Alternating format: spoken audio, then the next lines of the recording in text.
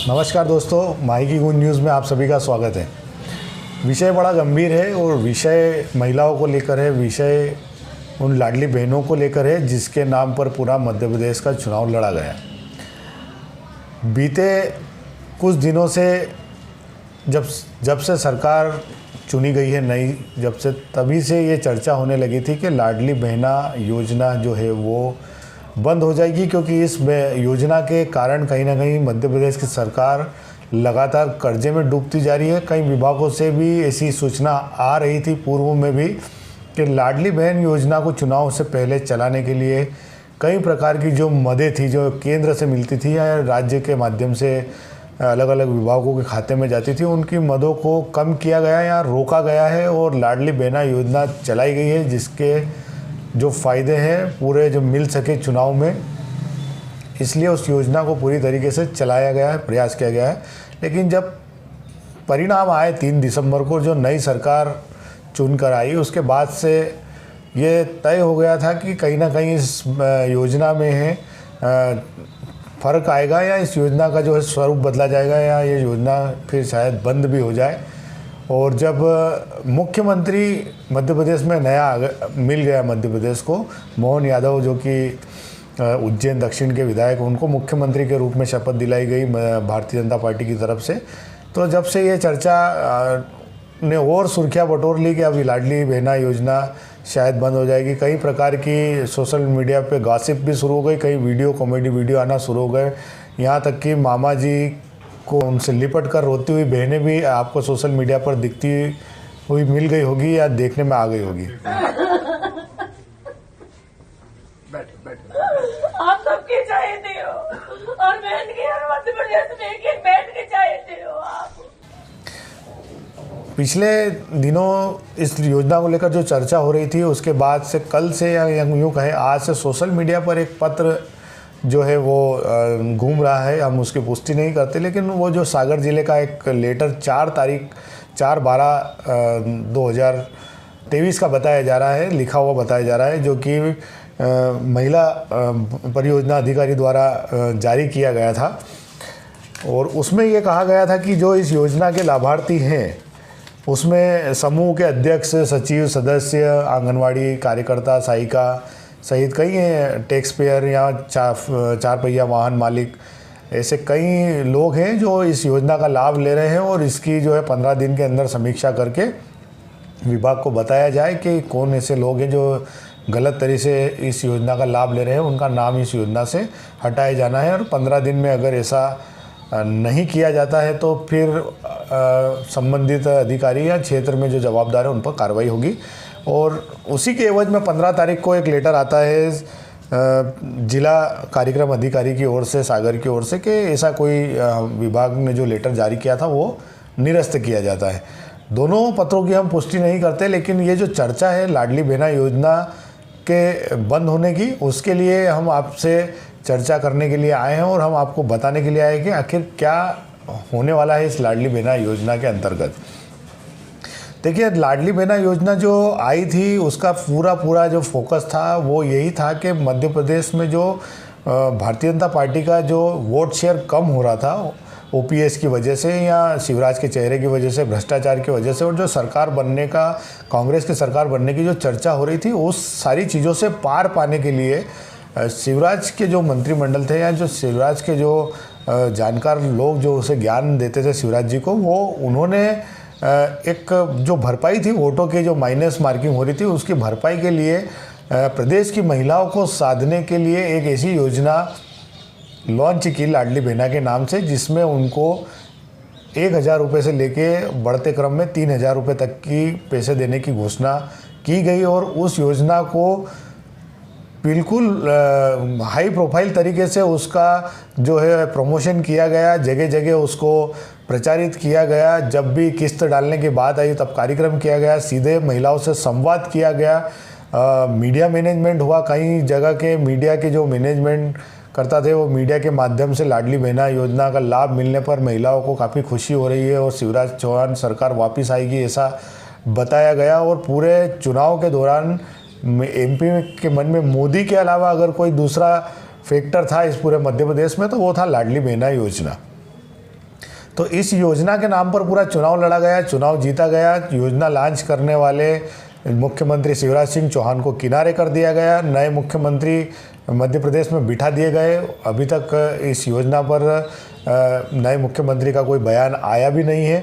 10 तारीख जो आई थी, जो मुख्यमंत्री बनने से पहले जो 10 तारीख आई थी, उसके पहले शिवराज सिंह चौहान खुद अपने ट्विटर हैंडल से या जो भी उनके सोशल मीडिया के स्रोत थे उनसे उन्होंने ये पोस्ट की थी कि 10 तारीख आने वाली है बहनों, आपके खाते में पैसा आने वाला है 1250 रुपये। वो आया।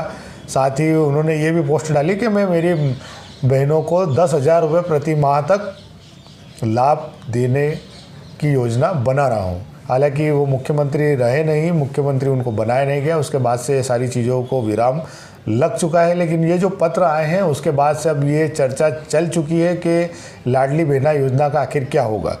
तो ये जो पत्र आए हैं उसके बाद से कांग्रेस का भी जो ट्विटर हैंडल है या कांग्रेस के भी जो सोशल मीडिया साइट्स है उन पे भी आप देख सकते हैं कि उन्होंने ये बताना शुरू कर दिया है कि कहीं ना कहीं मध्य प्रदेश सरकार लाडली बहना योजना बंद करने वाली है। इसको अब धीरे से क्रमवार इसको बंद किया जाएगा।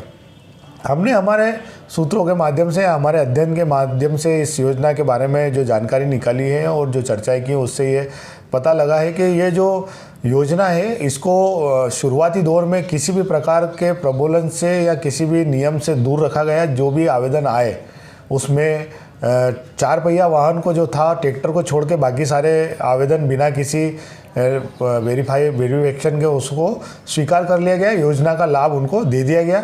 और जब ट्रैक्टर से जुड़ी महिलाएं, ट्रैक्टर मालिक से जुड़ी महिलाएं जो थी, जो वंचित रह गई थी, जब विरोध शुरू हुआ तो उसको भी इस दायरे में दूसरे दौर में ले लिया गया। और अब बात की जा रही थी कि तीसरा दौर कब शुरू होगा। जो वंचित महिलाएं रह गई है, किसी न किसी वजह से जुड़ नहीं पाई, उनके लिए इस योजना में नाम जोड़ने के लिए जो शुरुआत है वो कब से होगी, उसकी जो इंतज़ार था महिलाओं को कि अब जो नया सत्र आएगा उसमें नई महिलाएं जुड़ेगी। लेकिन अब तो चर्चा ये चल पड़ी है कि ये योजना बंद हो जाएगी। तो हमारे पास जो जानकारी है उसके हिसाब से इस योजना में आपको याद होगा कि केंद्र ने एक योजना शुरू की थी, किसान निधि योजना। तो किसान निधि योजना में भी शुरुआती दौर में ऐसा ही हुआ था कि जितने भी लाभार्थी थे जिन्होंने आवेदन किया था उन सभी को योजनाओं का लाभ दे दिया गया। उनके खातों में एक नहीं, 2-2, 3-3, 4-4 किस्त का भुगतान कर दिया गया। लेकिन जैसे ही जो सॉफ्टवेयर था जिस पर ये सारी योजना के डाटा चढ़ा हुआ है, वो सॉफ्टवेयर के माध्यम से ये पता लगा कि जो इसमें कर्मचारी वर्ग है, टैक्स पेयर है या कई ऐसे लोग हैं जो इस योजना का लाभ गलत तरीके से ले रहे हैं या वो इस योजना के लाभ के दायरे में नहीं आते, तो उनको वो पैसा डलना बंद हो गया। और जो पैसा उनको मिला था वो भी सरकार के खाते में उनको वापस डालना पड़ा। एक और नियम आया कि भाई इस सन के बाद से जो बंटवारे हुए हैं वो उसके पहले के जो बंटवारे हैं उनको ही इस योजना का लाभ मिलेगा। तो कुल मिलाकर प्रयास ये किया गया है कि कम से कम लोगों तक इसका लाभ पहुँचे और इसकी संख्या बढ़ नहीं पाए। तो ऐसा ही कुछ लाडली बहन योजना के साथ में होता दिख रहा है। हमने पिटलावत की जो महिला बाल विकास अधिकारी है इशिता मसानिया, उनसे चर्चा की तो उनके द्वारा ये कहा गया कि कहीं से कहीं तक हमारे पास में किसी भी हमारे विभाग की ओर से या मंत्रालय की ओर से इस प्रकार का कोई भी पत्र नहीं आया है जिसमें ये कहा जाए कि लाडली बहन योजना का जो है सर्वे किया जाए और ये किया जाए। लेकिन उन्होंने इस बात की पुष्टि की कि जो ऐप बना हुआ है, जो प्रोफाइल बनी हुई है कंप्यूटर पे, जो इसका डाटा जिससे जाता है उसमें वो स्वतः ही आंकड़े उठा रहा है कि कौन व्यक्ति टैक्स पेयर है, कौन 4 पहिया मालिक है, कौन कर्मचारी है, कौन इसके दायरे में नहीं आ रहा है। और वो स्वतः ही वो आना उसमें जो है उसमें लिखा हुआ आ रहा है कि स्वहित से त्याग, मतलब आपने उस योजना को खुद से छोड़ा है। मतलब कंप्यूटर को ये डाटा जब उन्होंने आधार कार्ड के माध्यम से या किसी दूसरे माध्यम से उसको ये पता लगा कि ये जो व्यक्ति है या ये जो महिला है या कहीं ना कहीं टैक्स पेयर, इसका पति टैक्स पेयर है या इसके पति के पास ट्रैक्टर के अलावा और कोई सा 4 पहिया वाहन है या इनके पास 5 एकड़ से ज़्यादा भूमि है या ये सरकारी कर्मचारी की पत्नी है या उसके परिवार की सदस्य है, तो जैसे ही वो डाटा अपडेट हो रहा है तो वो उस महिला का नाम उस योजना के खाते में से कट रहा है। मतलब आप ये समझिए कि कुछ ही समय में इस योजना में से कई महिलाओं के नाम स्वतः ही काट दिए जाएंगे या अलग हो जाएंगे। इससे लाडली बहना योजना का जो है वो थोड़ा ग्राफ कम होगा और जो महिलाओं को लाभ मिलने वाला वो कम होगा। हालांकि इस बात की कोई ऐसी जानकारी नहीं आई है कि जिन महिलाओं को राशि मिल गई है उनको जमा करनी होगी पिछली जो योजना थी उसकी तरीके से इसकी जो राशि मिली है वो जमा करनी होगी, इसकी कोई जानकारी अभी हमारे पास में फ़िलहाल नहीं है। लेकिन लाडली बहन योजना का जो ऐप बना हुआ है, जो उसका पूरा सिस्टम बना हुआ है, उसमें ये किया जा रहा है कि जो भी महिलाएं उस योजना के दायरे में, जो नियम कानून के दायरे में नहीं आ रही है, उनको उस योजनाओं से हटाने का काम अब शुरू हो गया है। या ये सिस्टम में पहले से ही था, चूँकि चुनाव आने वाले थे इसलिए उस सिस्टम को एक्टिवेट नहीं किया गया था और जितने भी आवेदन आए थे उसमें से लगभग ज़्यादा से ज़्यादा आवेदन स्वीकार कर लिए गए थे। चूँकि मध्य प्रदेश में चुनाव होने तो उसका पूरा लाभ सरकार को लेना था, जो कि सरकार ने लिया भी सही। हालांकि कई नेताओं ने इस योजना का प्रभाव नहीं माना, लेकिन जो आंकड़े हैं, जो सर्वे है, वो ये बताते हैं कि लाडली बहना योजना का लाभ आपको कहीं ना कहीं पे मध्य प्रदेश में भारतीय जनता पार्टी को मिला है। तो लाडली बहना योजना को लेकर ये जो पूरा आपको बता रहे हैं, हम पूरी योजना की जानकारी दे रहे हैं, उससे आपको क्या लगता है कि लाडली बहना योजना जो नए प्रदेश के मुख्यमंत्री है, जो सर्वे सर्वा है डॉक्टर मोहन यादव, उसको इस योजना को चला पाएंगे या नहीं चला पाएंगे? इसके लिए आपको क्या लगता है, इस वीडियो में आप ज़रूर बताएं कि इसमें आपको क्या लगता है कि ये जो लाडली बहना योजना है अब आगे बढ़ेगी या चलेगी या नहीं चलेगी।